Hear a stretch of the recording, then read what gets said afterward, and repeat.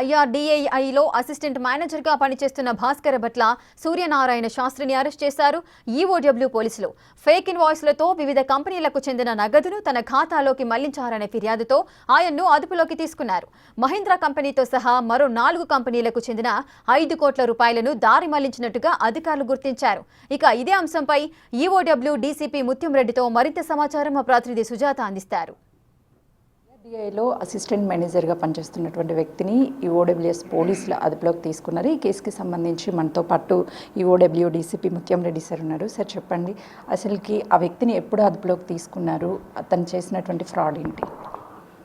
నానగ్రామగూడలో IRDA main office ఉంది. దాంట్లో పనిచేసేటువంటి సూర్యనారాయణ శాస్త్రి, తను అసిస్టెంట్ జనరల్ మేనేజర్గా 2015 నుంచి పనిచేస్తున్నాడు. వాళ్ళ 5,30,00,000 రూపాయలు ఈయన పర్సనల్ అకౌంట్కు ట్రాన్స్ఫర్ అయినట్టుగా మేనేజ్మెంట్ గుర్తించింది. విత్ 2024 మార్చి నుంచి ఏప్రిల్ 25 వరకు కూడా ఇవన్నీ కూడా ఈయన శాస్త్రి గారి అకౌంట్కి, వాళ్ళ వైఫ్ అకౌంటు, వాళ్ళ మదర్ అకౌంటు, వాళ్ళ కో బ్రదరు ఒక 5 అకౌంట్స్కి ట్రాన్స్ఫర్ చేశాడు. ఈ డబ్బులన్నిటి కూడా వాళ్ళ కొంతమంది మహీంద్రా నుంచి కానీ షెరాటన్ హోటల్, కొంతమంది మ్యాన్ పవర్ సప్లై, వాళ్ళకు పే చేయాల్సిన డబ్బుల్ని ఈయన అకౌంట్స్ చూస్తున్నాడు కాబట్టి ఈయన పర్సనల్ అకౌంట్లకి డైవర్ట్ చేసుకున్నాడు. ఇవన్నీ కూడా తర్వాత ఎవరికి ఇచ్చినాడు ఏమనేది నిన్న అతన్ని అరెస్ట్ చేసినాం, టైం లేక రిమైండ్ చేసినాం. తర్వాత పోలీస్ కస్టడీ తీసుకొని ఆ అమౌంట్ కూడా ఎక్కడెక్కడ పే చేసిండు అవన్నీ ఫర్దర్ ఇన్వెస్టిగేషన్లో తెలుస్తుంది. సూర్యనారాయణ శాస్త్రి అకౌంట్ ట్రాన్సాక్షన్స్ ఎలా చేశాడు సార్? వాళ్ళ కుటుంబ సభ్యులకి కంపెనీ అకౌంట్ నుంచి చేశారా, లేదు అంటే పర్సనల్ అకౌంట్ చేశారా? కంపెనీ అకౌంట్ నుంచి మహీంద్రా కంపెనీకి, షెరాటన్ హోటల్కి వాళ్ళకి పోవాల్సిన డబ్బుల్ని వాళ్ళ కంపెనీ అకౌంట్ పేరు మీద వాళ్ళ నెంబర్లు పక్కన పెట్టేసి ఈ నెంబర్లు పెట్టి మహీంద్రా పేరు మీద అట్లా ట్రాన్స్ఫర్ చేశాడు. 5 అకౌంట్స్ నుంచి అకౌంట్స్ చేసుకొని అవన్నీ కూడా మళ్ళీ సూర్యనారాయణ శాస్త్రి అకౌంట్కి చేసుకొని అవి కొంతమందికి ఏదో పే చేసినాడు, అవన్నీ తీస్తామండి. ఫేక్ ఇన్వాయిస్లు కావచ్చు, అదేవిధంగా ఈ డాక్యుమెంట్స్ అంతా కూడా ఎవరు క్రియేట్ చేశారు, ఎవరైనా సహకరించారా సూర్యనారాయణ శాస్త్రికి? మహీంద్రా కంపెనీ ఏవైతే వాళ్ళు సప్లై చేస్తారు వెహికల్స్, చేసినప్పుడు వాళ్ళు ఇన్వాయిస్ ఇస్తారు. ఆ ఇన్వాయిస్ని కొంత మాడిఫై చేసి ఆ అమౌంట్ని వీళ్ళ పర్సనల్ అకౌంట్ చేసుకుంటూ తర్వాత ఫర్దర్ ఇన్వెస్టిగేషన్లో ఈ డబ్బులు ఎవరికి పే చేసినాడు, ఇంకా ఏ అకౌంట్లకు వెళ్ళిపోయినాయి కూడా మేము తర్వాత చూస్తామండి.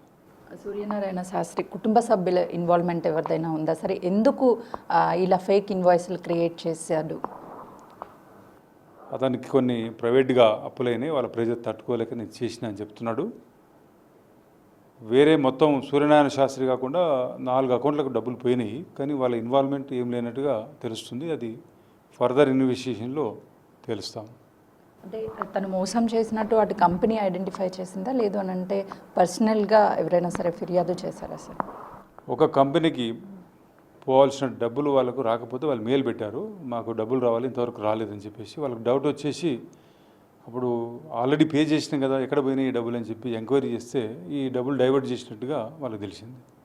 చాలామంది ఇలాంటి ఫేక్ ఇన్వాయిస్లు కావచ్చు, లేదంటే ఒక సిస్టాన్ని క్రియేట్ చేసి మోసాలకు పాల్పడుతున్నారు సార్, ఏం సజెస్ట్ చేస్తారు సార్? ఇలాంటిది వాళ్ళు ఎప్పుడో సంవత్సరానికి కాకుండా ఎవ్రీ మంత్ కానీ క్వార్టర్లో ఇవన్నీ అమౌంట్ ఎక్కడ పోతుందని వాళ్ళు వెరిఫై చేసుకుంటే వాళ్ళకి తెలిసిపోతుంది. అప్పుడే ఎక్కువ అమౌంట్ కాకుండా కొద్ది అమౌంట్లోనే వాళ్ళు ట్రేడ్ చేసుకోవచ్చు.